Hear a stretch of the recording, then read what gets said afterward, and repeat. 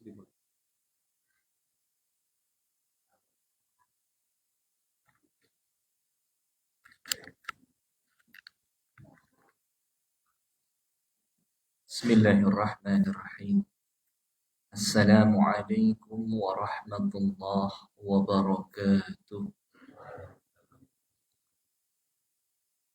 Alhamdulillah. Alhamdulillahilladzi khalaqal mauta wal hayata liyabluwakum ayyukum ahsanu amala. Ashhadu an la ilaha illallah wahdahu la syarika lah. Wa ashhadu anna Muhammadan abduhu wa rasuluh la nabiyya ba'dah.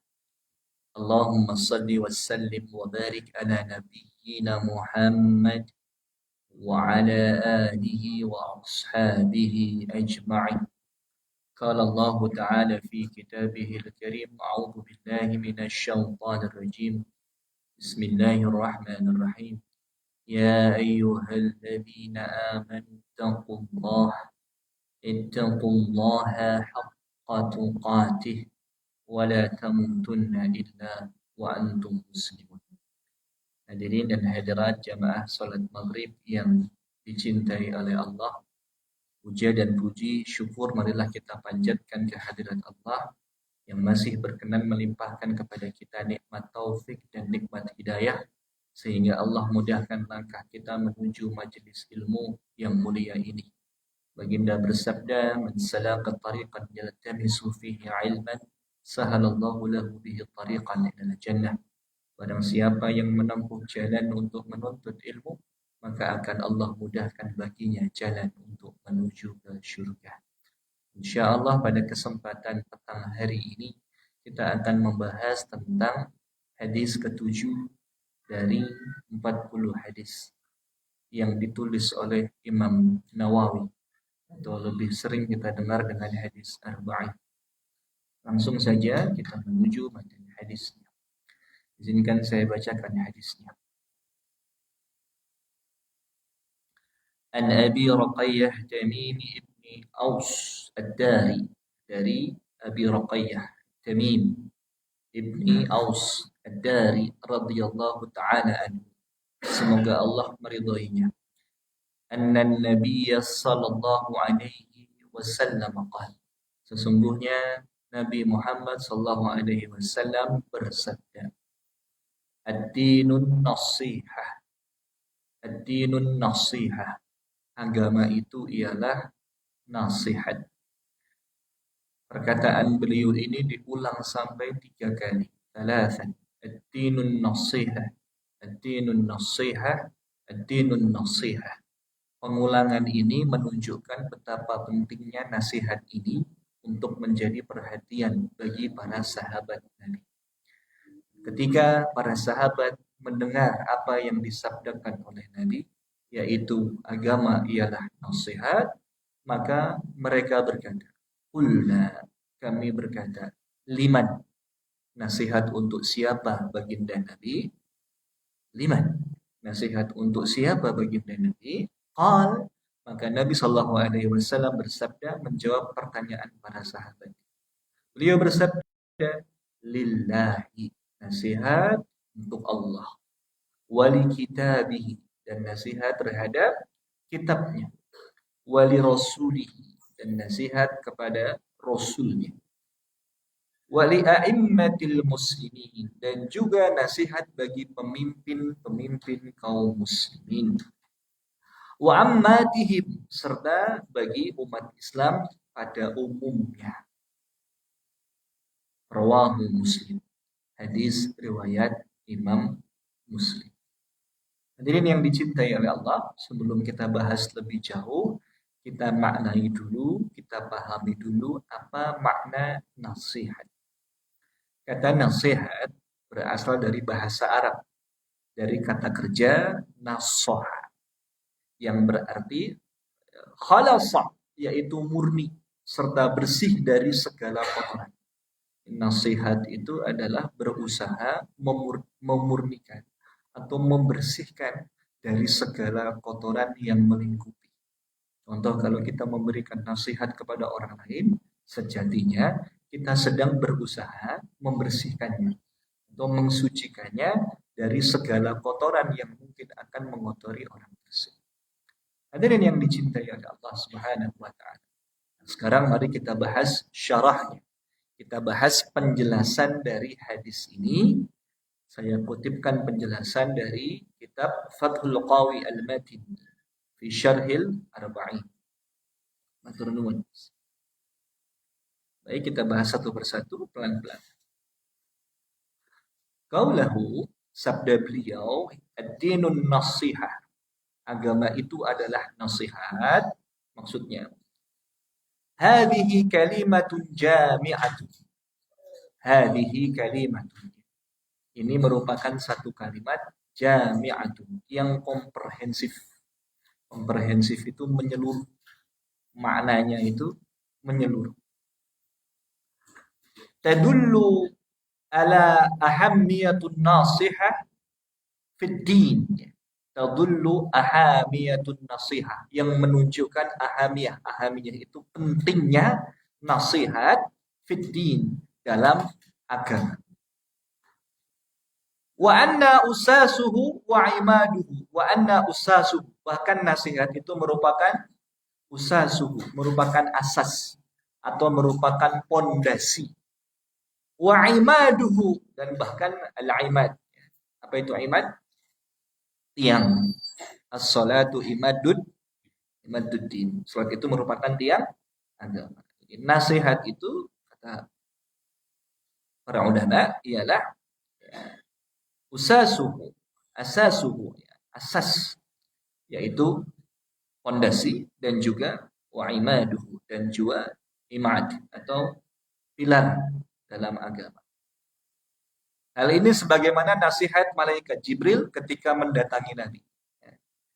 Nabi itu, malaikat Jibril itu pernah datang kepada Nabi dalam berbagai bentuk. Dalam wujud aslinya, bahkan beliau juga pernah menyerupai manusia. Ketika malaikat Jibril menyerupai manusia, maka manusia yang lain bisa melihat bentuk malaikat Jibril ketika malaikat Jibril menyerupai manusia, ya. Ketika malaikat Jibril datang kepada Nabi mengajarkan kalimatnya. Kita bahas hadisnya. Mengajarkan Islam, iman, dan ihsan. Wa yadkhulu tahtaha ma ja'a fi hadits Jibril min tafsir Rasul al-Islam wal iman wal ihsan. Hal ini kita bisa lihat juga pada hadis ketika malaikat Jibril mendatangi Nabi sallallahu alaihi wasallam dalam bentuk rupa manusia dan mengajarkan kepada Nabi satu pertanyaan tentang apa? Islam, iman, dan ihsan. Maka Nabi menjawab pertanyaan malaikat Jibril itu. Maksudnya apa? Maksudnya agar para sahabat di sekeliling beliau yang mempelajari atau mendengarkan makna dari Islam, iman, dan ihsan sebagai agama. Waqal, dalam hadis itu beliau bersabda, hadza Jibril, inilah malaikat Jibril. Atakum, datang kepada kalian, ya'lamukum dinakum, ya'lamukum, mengajarkan kepada kalian dinakum, agama kalian. Kemudian, wa yushbihu hadhihi al-jumlata qawluhu, wa yushbihu, ada yang menyerupai hadhihi jumlata qawluhu, redaksi hadis yang lain misalnya adalah hadis Nabi yang lain, al-hajju Arafah. Haji itu adalah Arafah. Inti haji itu adalah Arafah. Di Arafah ngapain, Pak? Jemaah haji? Wukuf. Apa itu wukuf? Wukuf itu berdiam diri, berhenti. Berdiam diri. Satu di antara rukun haji. Wa dzalika li'annahu ruknul a'dhamu fil hajj, karena wukuf di Arafah itu li'annahu ruknul a'dhamu fil hajj, merupakan rukun terbesar dalam ibadah haji. Alladhi yafut, dan apabila kita melewatkan rukun haji ini, wukuf ini, maka kata Nabi, al-hajju bifawati, maka terlewatkan pula hajinya. Maksudnya hajinya sia-sia. Maka Maka kalau jamaah haji datang pergi haji, sesakit apapun kondisinya, walaupun dalam kondisi koma gitu ya, tetap dibawa wukuf pakai ambulan, namanya safari wukuf. Karena tanpa wukuf hajinya menjadi sia-sia. Walamma sami'a as-sahabatu hadhihi al-inayah. Ketika Nabi menjelaskan ad-dinun nasihah ini, walamma sami'a as-sahabah, maka para sahabat sami'a, mendengarkan hadhihi al-inayah, dengan penuh inayah, dengan penuh kepedulian. Wal ihtima'a bin nasihah, wal ihtima'a, dan penuh dengan perhatian. Orang Arab tuh kalau diberikan perhatian yang baik, mereka berkata, syukran ala ikhtimamikum. Terima kasih atas segala perhatian. Wal ihtimama bin nasih, dan penuh perhatian terhadap nasihat ini. Wa anna bihadihil manzilatul azimah.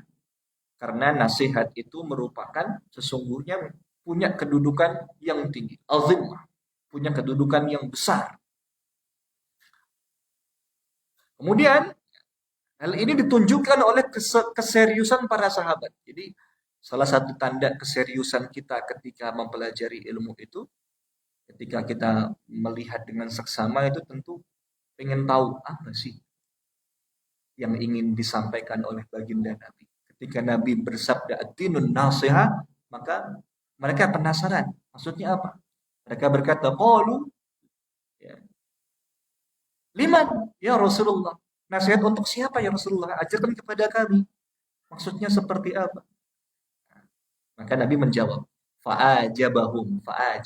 Maka Nabi menjawab pertanyaan mereka dengan perkataan, dengan jawaban, dinun nasiha untuk siapa? Bil humus. Dari kata khamsa. Ya. Untuk apa? Kepada siapa? Untuk 5 hal. Bil humus. Ada 5 hal. Yang pertama, sebelumnya ya, maaf. Al-madhkurati fil hadith, sebagaimana yang disebut dalam hadis di atas, yaitu wa qad jaa an jama'ati min ahli ilmi, telah datang beberapa ahli ilmi, beberapa ulama, tafsiru hadhil khums, menjelaskan atau mentafsirkan makna dari 5 hal tersebut. Wa man ahsana dzalik, dan yang paling ahsan, yang paling baik penjelasannya terhadap 5 hal ini ialah apa yang dijelaskan oleh Maja'a an Abi Amri ibnu Saleh, yang disampaikan seorang ulama namanya Abu Amr bin As-Saleh. Fi kitabuhu, dalam kitab beliau, judulnya Siyanatus Sahihi Muslim, ya, min ihlali wal ghalat. Itu judul kitabnya.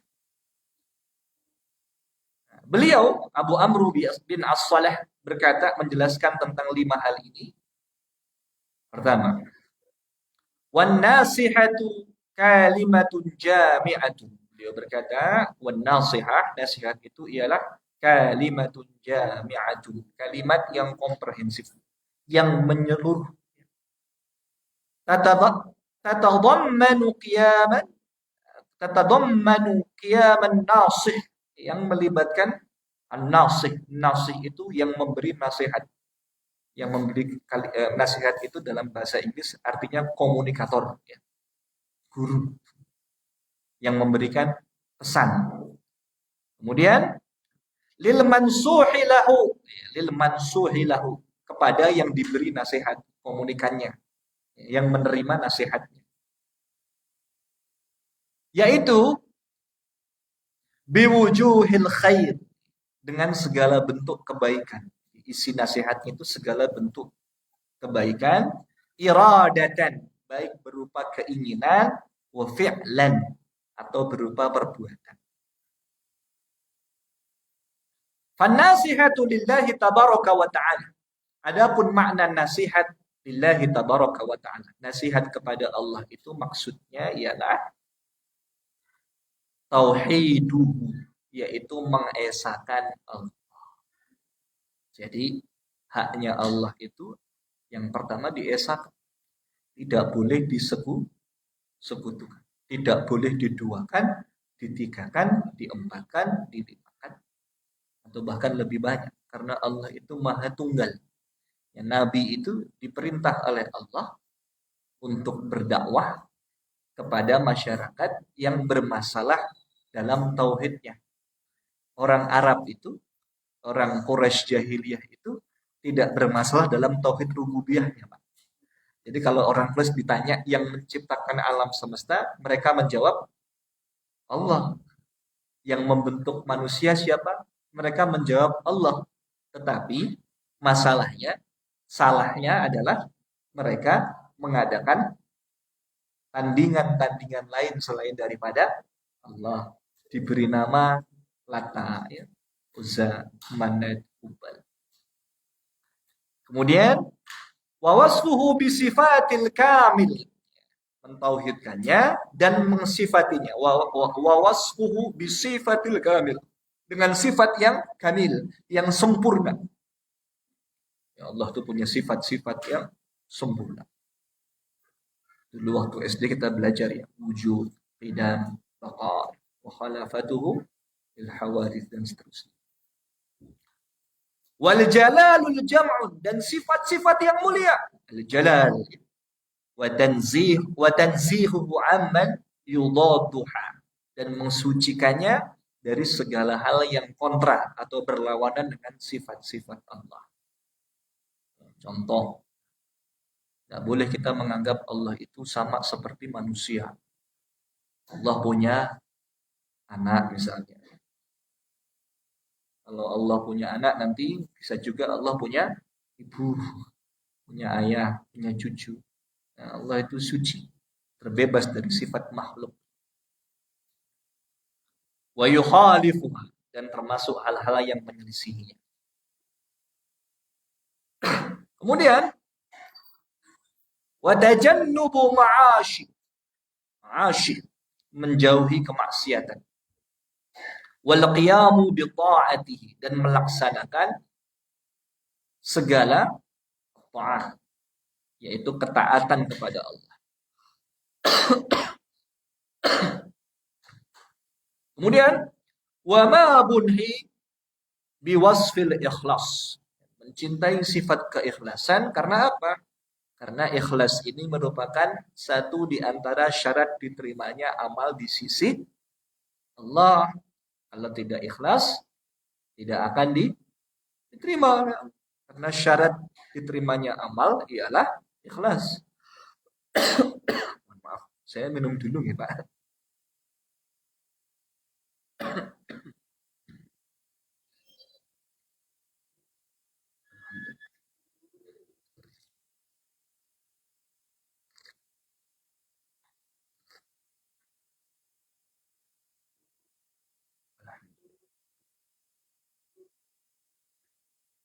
Wal qiyamu bi ta'atihi, melaksanakan segala bentuk ketaatan kepada Allah Subhanahu wa taala. Kemudian wa ma bun biwasfil ikhlas, mencintai sifat keikhlasan.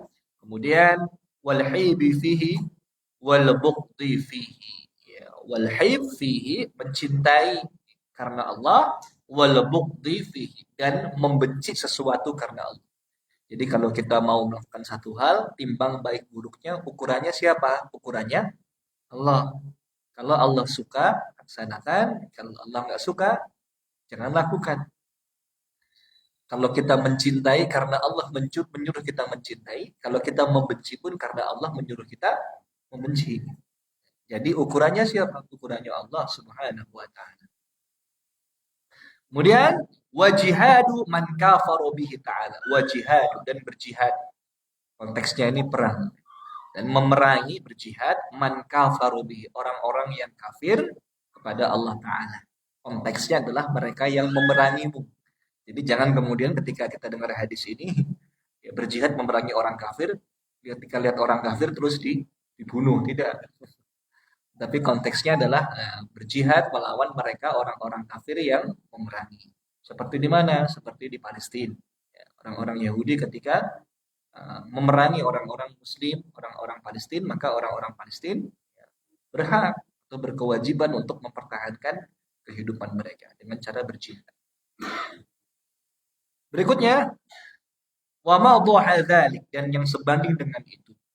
Wa du'a ila dzalik, wa du'a, dan menyeru ila dzalik, kepada hal itu tadi. Kepada hal mentauhidkan Allah, mencintai dan membenci karena Allah, kemudian ikhlas beribadah karena Allah, memberikan orang, menasihati orang untuk melakukan hal tersebut. Wal hus alaih, dan bersemangat untuk melakukannya. Jadi orang kalau bersemangat itu berarti dia paham maknanya. Jadi dia senang. Orang itu senang, syaratnya satu, dia harus tahu dulu, harus kenal dulu. Kita bisa sayang kalau kita kenal. Kita semangat kalau kita tahu manfaatnya. Kalau nggak tahu manfaatnya nggak mungkin semangat. Contoh, kenapa orang nggak suka sholat? Karena belum tahu manfaat sholat. Sama ketika dulu waktu kita kecil, itu disuapin sama ibu kita lari-lari ya Pak ya. Nggak mau makan. Tapi ketika sudah besar, tahu manfaat makan, apakah perlu disuruh? Tidak. Makan sendiri. Karena apa? Karena sudah tahu manfaat atau kebutuhan makan. Maka sama ketika kita bersemangat, kita harus tahu dulu fadilahnya, keutamaannya. Hal itu akan membuat kita bersemangat. Yang kedua, wan nasihatul kitabihi, maksud dari nasihat bagi kitabnya. Maksudnya apa? Yang pertama, al-imanu bihi, mengimani kitab itu. Mengimani kitab-kitab yang diturunkan Allah kepada para rasulnya. Allah menjelaskan tentang ciri orang yang bertakwa. Satu di antaranya adalah yang beriman terhadap kitab-kitab Allah. Alif Lam Mim, dzalikal kitabu la raiba fihi hudal lil muttaqin. Dzalikal kitab ini la raiba fihi, tidak ada keraguan padanya, hudal lil muttaqin, petunjuk bagi mereka orang-orang yang bertakwa. Siapa orang yang bertakwa? Alladzina yu'minuna bil ghaib wa yuqimunas shalah wa mimma razaqnahum yunfiqun. Walladzina yu'minuna bima unzila ilaika wa ma unzila min qabl. Dan juga yang diturunkan Allah, kitab-kitab yang Allah turunkan pada Nabi Muhammad dan kepada orang-orang nabi-nabi sebelum Nabi Muhammad. Dan kitab Al-Quran, kitab Zabur, kitab Injil, kitab Taurat. Nah, kita sebagai umat Islam harus memperlakukan Al-Quran sebagai kitab suci, sebagai perintah Allah, sebagai imam kita, sebagai sumber hukum kita, mengimani bahwa kitab suci Al-Quran ini merupakan kalamullah, merupakan firman dari Allah Subhanahu wa taala, mukjizat terbesar yang Allah turunkan kepada baginda Nabi Allah Muhammad sallallahu alaihi wasallam. Kemudian wa ta'zimuhu, dan mengagungkannya. Kemudian wa tanzihuhu, dan menyucikannya. Wa tilawatuhu haqqa tilawat, dan tilawah, membacanya dengan sebenar-benarnya. Diagungkan. Bahkan ada adab terhadap Al-Quran. Kalau mau menyentuh Al-Quran ada adabnya, yaitu kita diminta untuk bersuci terlebih dahulu. Tapi yang paling penting baca. Wa tilawatuhu haqqa tilawat, dengan sebenar-benarnya membaca. Yang disebut membaca itu kita juga paham maknanya. Pertanyaannya, kita sampai saat ini sudah membaca atau baru membunyikan, Pak? Maksudnya apa? Ada nggak beda antara membaca dan membunyikan? Kalau membaca kita melafazkan sekaligus kita paham maknanya. Itu membaca. Kalau membunyikan, ya bisa membunyikan, melafazkan, tapi belum tentu kita tahu maknanya. Padahal ciri orang yang bertakwa yang pertama yang disebut oleh Allah dalam surat Al-Baqarah ialah mereka yang menjadikan Al-Quran, dzalikal kitabu la raiba fihi hudal lil muttaqin, sebagai petunjuk, Yang disebut petunjuk itu kita harus tahu isi petunjuknya. Betul? Contoh, Bapak mau ke Gunung Kidul. Butuh petunjuk nggak yang belum pernah ke lokasi? Butuh. Sudah pegang petunjuknya. Ada manualnya, ada rambu-rambunya. Rambu-rambunya di hadapan kita. Tapi nggak bisa baca, nggak tahu maknanya. Sampai tidak ke lokasi, belum nyampe. Karena nggak paham apa isi. Sama. Ya. Satu di antara ya, nasihat terhadap Al-Quran itu juga kita membaca dengan sebenar-benarnya. Wal wuqufi ma'a wal wuqufi berhenti ya waqaf ma'a awamirihi di atas batasan perintah wa nawahihi dan larangannya.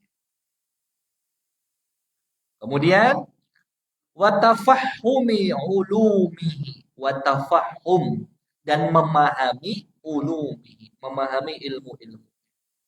Memahami cara bacanya seperti apa, panjang pendeknya, di mana tempat berhentinya, apa maknanya, bagaimana tafsirnya, memahami ilmu-ilmu. Wa amsalihi dan perumpamaan-perumpamaannya. Al-Quran itu penuh dengan perumpamaan-perumpamaannya. Contoh, di antara perumpamaan dari Al-Quran apa? Perumpamaan pahala misalnya ya. Orang yang bersedekah diumpamakan oleh Al-Quran seperti ia menanam sebuah benih. Benihnya berkembang 7 tangkai. Yang masing-masing tangkainya berbuah 100. Dan perumpamaan-perumpamaan itu. Kemudian, watadabbur ayat. Mentadaburi ayat-ayatnya. Dan Masya Allah, ketika kita mentadaburi ayat-ayatnya, banyak ilmuwan itu yang masuk Islam. Karena ayat-ayat Al-Quran sesuai dengan apa yang mereka pelajari. Contoh, ada seorang pakar embriologi, Pak. Namanya Profesor Dr. Kate Elmore. Ini non-muslim.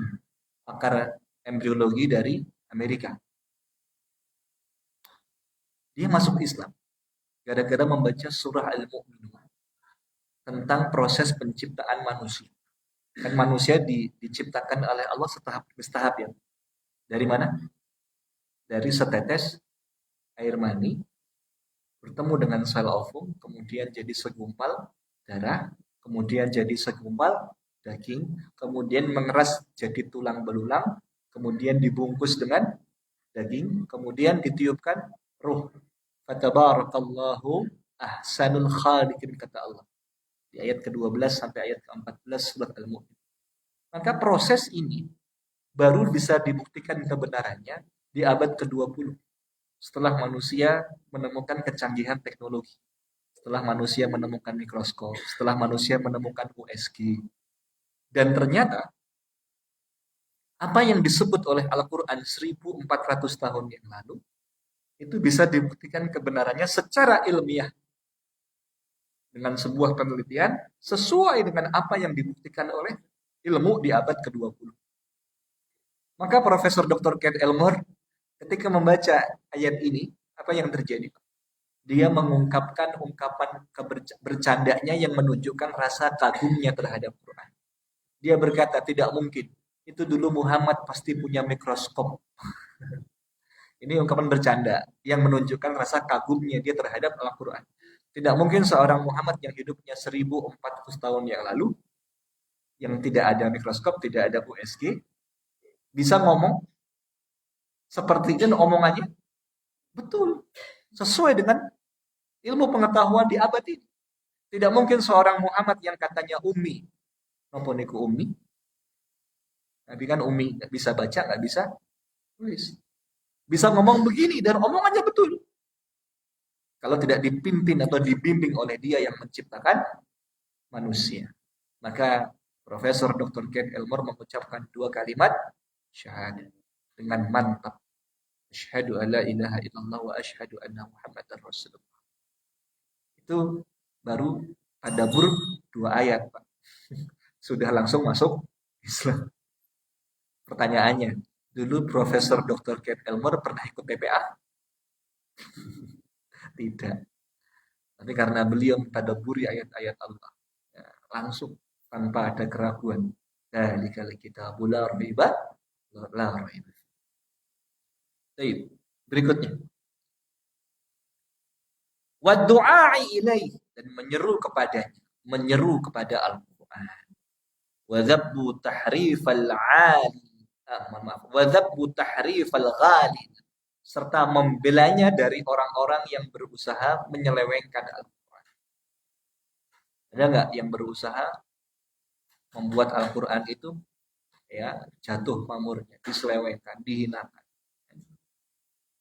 Sekarang tuh banyak di cenderungannya di Skandinavia ya. Kemarin terjadi insiden pembakaran Al-Quran. Dan mereka dengki. Justru Eropa itu sekarang mulai banyak bertumbuh orang muslimnya. Kenapa? Karena orang muslim itu mau berumah tangga. Nikah, punya anak, anaknya banyak. Terus datang imigran dari mana? Negara muslim, banyak. Sementara orang aslinya, orang barat, itu biasanya tidak mau punya anak. Karena berkeluarga, bersuami, punya anak dianggap menghambat karir. Bahkan sebagian mereka memilih untuk hidup dengan cara homoseksual, LGBT. Apa yang terjadi? Ya tidak berkembang. Ras aslinya tidak berkembang, kalah sama orang-orang muslim. Maka mereka membenci Islam. Dan bahkan diantaranya banyak yang justru convert ya, mengucapkan 2 kalimat syahadah. Sebagian mereka yang logis, yang terdidik, yang pinter mempelajari agama Islam justru masuk Islam. Berikutnya. Wan nasihatu li rasulihi, ya, maksud daripada nasihat kepada Rasul qaribun min dzalik. Hal yang paling dekat dengan ini maksudnya ialah al-imanu bihi, mengimaninya. Kita harus beriman terhadap Rasul. Ada Nabi dan ada Rasul. Yang kita tahu namanya ada 25. Ya, tapi Nabi itu banyak, tidak hanya 25 saja. Yang membawa risalah, yang membawa misi dari Allah Subhanahu wa taala. Wa bima ja'a bihi, dan mengimani pula risalahnya terhadap apa yang mereka bawa. Nabi dari Nabi Adam sampai Nabi Muhammad itu mereka membawa misi yang sama, yaitu menuhankan Allah, mengesahkan Allah Subhanahu wa taala. Kemudian wa tawqiruhu, dan memuliakan mereka, memuliakan Rasul, memuliakan Nabi. Kita dalam sehari berapa kali mengucapkan sholawat? Dalam sholat, dalam tahiyat kita mengucapkan sholawat. Assalamu alayka ayuhan nabi wa rahmatullahi wa barakatuh. Assalamu alayna wa ala ibadillahis salih. Kemudian wa tabjilihi, dan menghormati para nabi dan para rasul. Kemudian wa tamassuki bi ta'atihi, berpegang teguh dan menaati ajaran Rasul kita Nabi Allah Muhammad sallallahu alaihi wasallam. Wa ihya'i sunnah, dan menghidupkan sunnah. Kita ikuti sunnahnya. Ada sunnah qauliyah, sunnah yang diajarkan melalui perkataan beliau. Ada sunnah fi'liyah, sunnah yang diajarkan melalui perbuatan beliau. Nabi tidak pernah ngomong, tapi Nabi melakukan. Atau sunnah taqririyah. Nabi tidak pernah bicara, Nabi tidak pernah melakukannya, tapi Nabi menyetujuinya. Kalau ada orang yang begitu, disetujui oleh Nabi. Itu sunnah taqririyah. Menghidupkan sunnah. Wa fima naqalahu anhu Ibnu Rajab. Menurut lafaz yang dinukil oleh Ibnu Rajab, berikutnya ialah istitharatu ulumiha, bergembira dengan ilmu-ilmunya. Wa nashruha, dan ikut nashruha, ya. Wa nashruha tantashiru fil ardi, ya. Dan menyebarkannya. Wa mu'adatun man 'adahu, memusuhi orang-orang yang memusuhinya. Jadi kalau ada yang menghina Nabi, mencela Nabi, kita wajib membela baginda Nabi Allah Muhammad sallallahu alaihi wasallam. wa muwalatun man wala, dan memberikan loyalitas terhadap mereka yang memberikan loyalitasnya kepada baginda Nabi Allah Muhammad sallallahu alaihi wasallam. Kemudian ini penting, wa takhalluqi bi akhlaqihi, dan memiliki perangai seperti akhlaknya baginda Nabi Allah Muhammad sallallahu alaihi wasallam. Ini sepertinya mudah tapi susah. Berakhlak dengan akhlak beliau, di mana akhlak beliau itu seperti Al-Qur'an. Nabi itu dijuluki Al-Qur'an yang berjalan. Ya, karena beliau diberikan taufik dan hidayah oleh Allah Subhanahu wa taala. Dan kita berusaha semaksimal mungkin mencontoh berakhlak dengan akhlak seperti akhlaknya baginda Nabi Allah Muhammad sallallahu alaihi wasallam. Kemudian wa ta'addubu bi adabihi, dan beradab dengan adabnya nanti. Susah juga ya. Nabi itu di antara adabnya senantiasa berkata-kata baik. Kalau nggak bisa berkata yang baik, Nabi itu perintahnya apa? Diam. Terus apalagi adabnya Nabi, akhlaknya Nabi, memuliakan tetangganya, memuliakan tamunya. Kalau ada orang yang minta kepada Nabi, pasti diberikan oleh baginda Nabi. Maka Nabi itu pernah bersedekah dengan kambing seluas lubang. Ada seorang sahabat, siapa nama? Putranya Umayyah. Umayyah itu yang membunuh Bilal. Nama putranya, saya lupa. Jadi dia berkata, aku dulu orang yang paling membenci Rasulullah. Tapi setiap hari dikasih sama Rasulullah, dikasih harta. Terus apa yang terjadi? Sekarang aku menjadi orang yang sangat mencintai Rasulullah sallallahu alaihi wasallam karena terpesona dengan adabnya beliau, dengan akhlaknya. Kemudian wa mabbatu alihi wa sahabatihi, wa mabbatu alihi, mencintai keluarganya, wa sahabatihi, dan sahabat. Dan kita juga muliakan sahabat-sahabatnya Nabi. Nggak boleh kita mencela sahabat-sahabat Nabi. Karena ada golongan yang mencela Abu Bakar, mencela Umar. Bahkan kalau mereka pergi haji atau pergi umroh, mereka mampir ke Madinah, itu bahkan ada yang sampai hati mencaci maki makamnya Abu Bakar, makamnya Umar, sambil meludahi Abu Bakar, sambil meludahi makamnya Umar. Itu kira-kira kalau Nabi masih hidup, rela nggak sahabatnya digituin? Naudzubillahi min dzalik. Berikutnya, wan nasihatul li a'immatil muslimin. Nasihat bagi penguasa kaum muslimin maksudnya ialah li khulafaihim, yaitu kepada para khalifah. Khalifah itu maknanya khalifatur rasul, pengganti Nabi sallallahu alaihi wasallam sebagai pemimpin umat Islam. Yang terkenal pada Khulafaur Rasyidin. Ada 4 khalifah sepeninggal Nabi. Siapa? Abu Bakar, Umar, Utsman, dan Ali bin Abi Thalib. Wa qadatihim, dan pemimpin mereka. Kalau sekarang kan ada pemimpin-pemimpin kaum muslimin di negeri-negeri muslim. Contoh kalau di Indonesia ya pemimpin kita Presiden Republik Indonesia. Muawanatuhum alal haq, dengan cara membantu mereka di atas kebenaran. Wa ta'atuhum fihi, dan mentaati mereka dalam kebenaran itu. Jadi taat kepada pemimpin juga ada batasnya. Ketika pemimpin itu memerintahkan dalam kebenaran.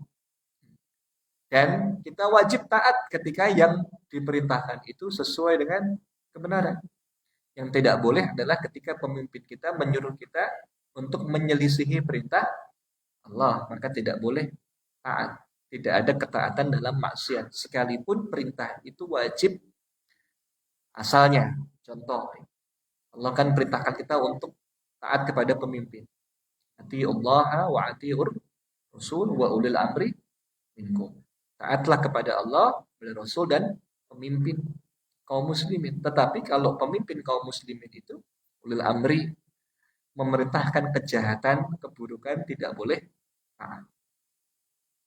Kemudian wa tanbihuhum dan memperingatkan mereka wa tadzkiruhum birifqin dan menasihati mereka dengan santun. Jadi saat pemimpin misalnya kepleset atau ada kekhilafan, wajib bagi rakyatnya, penasehatnya untuk mengingatkan, memberikan nasihat. Ketika pemimpin butuh nasihat, ada di antara dua pilihan, mana yang paling benar gitu ya, maka ada wazir-wazirnya, ada menteri-menterinya berkewajiban untuk memberikan peringatan yang terbaik kepada pemimpinnya. Wa tadzkiruhum birifqin dan menasihati mereka dengan santun. Wa lutfin dan dengan lembut. Wa mujanabatin al-khuruj alaihim dan menjauhi dari khuruj, keluar, maksudnya memberontak kepada mereka. Jadi haram hukumnya bagi seorang muslim memberontak kepada penguasa yang sah, tidak zalim. Boleh. Wa du'a'u lahum dan mendoakan mereka bitaufik agar mereka senantiasa diberikan taufik oleh Allah. Supaya apa? Supaya adil. Supaya memimpinnya itu benar didoakan. Karena pemimpin yang adil itu punya keistimewaan di sisi Allah. Yaitu doanya dikabulkan oleh Allah. Satu di antara tiga golongan yang dikabulkan doanya ialah doa pemimpin yang adil. Makanya pemimpin itu cerminan rakyatnya. Jadi kalau pemimpinnya baik, ya seperti itulah rakyatnya. Kalau pemimpinnya jahat, ya seperti itulah rakyat. Maka kalau kita ingin mendapatkan pemimpin yang lebih baik, perbaiki lebih dalam diri kita supaya Allah menganugerahkan kita pemimpinnya. Kemudian maksud dari wan nasihatul li'amatil muslim dan nasihat kepada kaum muslimin secara umum. Maksudnya ialah wahum hahuna man ada aula ulul amr minhum. Wahum hahuna yang dimaksud hahuna di sini man adalah sesiapa ada ulul umru minhum yang selain ulul amri, selain pemimpin atau penguasa. Irsyaduhum ila masalihim itu dengan cara mengarahkan mereka, menasehati mereka kepada masalihim, hal-hal yang masalih, yang salih, yang baik, yang bermaslahat. Wa ta'limihim dan ta'lim, mengajarkan kepada mereka umur dinihim, perkara-perkara agama. Kewajiban kita kepada sesama muslim secara umum. Ini seperti ini forum yang baik. Forum yang di mana kita mengamalkan hadis ini. Yaitu menasehati kaum muslim secara umum dengan cara apa? Dengan cara menunjuki mereka kepada kebaikan, yaitu agama yang lurus, agama Islam. Wa dunyahum, begitu pula dengan dunia mereka. Wa syatri auratihim, syatri dan menutup ya, auratihim, aurat atau aib mereka. Jadi haram hukumnya kita sebagai seorang muslim membuka aib sesama muslim. Barang siapa yang menutup aib sesama muslim, maka akan Allah tutup aibnya di hari kiamat. Tapi barang siapa yang membuka aib sesama muslim, maka akan Allah buka aibnya di hari kiamat. Mau dibuka aibnya? Tentu tidak ada yang mau. Kita bisa ke masjid, bisa jamaah, bisa ketemu banyak orang karena Allah tutup aib kita. Coba kalau Allah buka aib kita satu saja gitu ya, kita mungkin akan terpuruk, tidak berani bertemu dengan orang. Kemudian wasyaddu hallatihim dan menutup celah mereka. wa nasratihim ala a'da'ihim, dan membela mereka dari musuh-musuh mereka. Contoh, kita punya saudara Islam seiman di mana yang sedang diserang oleh musuh, ya, di Palestina. Maka kita punya kewajiban mendoakan mereka, wa nasratihim, dan menolong mereka dengan apa yang kita mampu. Mampunya apa? Mampunya berdoa, doakan mereka setiap hari, setiap saat. Mampunya dengan uang, ya, sisihkan uang kita untuk memberikan bantuan kepada mereka. Karena bantuan keuangan akan sangat bermanfaat dan memakan waktu yang lama. Ini masih perang. Setelah perang masih ada recovery, bangun kota. Maka uang kita dibutuhkan untuk berjihad, untuk bersungguh-sungguh untuk menolong mereka kaum muslimin yang sedang terbantu. Berikutnya, ya, wa mujanabatu wa mujanabatul ghash wal hasadilah, menjauhi hasad. Apa hasad? Dengki. Apa itu dengki? Dengki itu rumusnya dua. Susah melihat orang lain senang, senang melihat orang lain susah. Itu rumus. Nah, tetangga beli kulkas, kita yang kedinginan. Tetangga beli kompor, kita yang kepanasan. Dengki. Ingin sekali agar nikmat itu dicabut dari orang lain. Itu dengki. Maka kedengkian itu membakar pahala seperti api membakar kayu bakar.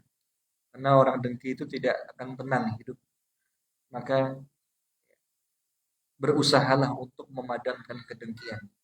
Dan jangan memancing orang lain dengki kepada kita. Caranya gimana? Caranya adalah tenggang rasa. Tidak semua hal yang kita dapatkan itu diupload di sosial media. Nah, penyakit zaman sekarang terutama anak muda, apa-apa di-upload. Mau makan bukan berdoa, tapi ngeluarin handphone, dia makan, difoto, terus diupdate di sosial media. Kalau ada orang yang sehari semalam makannya cuma 2 kali atau sekali, melihat postingan gitu, apa yang terjadi? Iri. Sudah azan ya, insya Allah. Kemudian lagi bermesra dengan istrinya, liburan dengan istrinya, naik pesawat, di apa? Tiketnya diupload, di foto. Tulisannya 10 juta rupiah. Tiketnya diupload. Apa yang terjadi? Itu membuat atau memancing orang lain untuk mendengki kita. Maka hindari. Hindari untuk apa-apa diposting di sosial media. Terakhir, sebelum di akhir. Pelajaran yang bisa dipetik dari hadis ini ialah yang pertama. Bayanu izmin sya'nin nasihah. Penjelasan tentang besarnya peran nasihat. Wa 'azimi manzilatiha minad din, dan keagungan kedudukan nasihat itu di dalam agama. Bayanun laman takunun nasihah, dan penjelasan bagi siapakah nasihat itu ditujukan. Tadi ada berapa? Ada 5 ya. Kemudian al-hathu 'ala an-nasihat fil humus. Anjuran untuk melakukan nasihat itu terhadap al-humus. 5 hal. Madhkurati fil hadis. Sebagaimana yang disebutkan dalam hadis. Apa aja Pak kelima hal itu? Yaitu bagi siapa?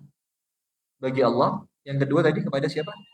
Kitabnya. Yang ketiga Rasulnya. Yang keempat penguasa muslim, pemimpin muslim. Dan yang kelima masyarakat awamnya, masyarakat muslimnya. Begitu, semoga bermanfaat. Kurang lebihnya mohon maaf. Wabillahi taufiq wal hidayah. Assalamualaikum warahmatullahi wabarakatuh.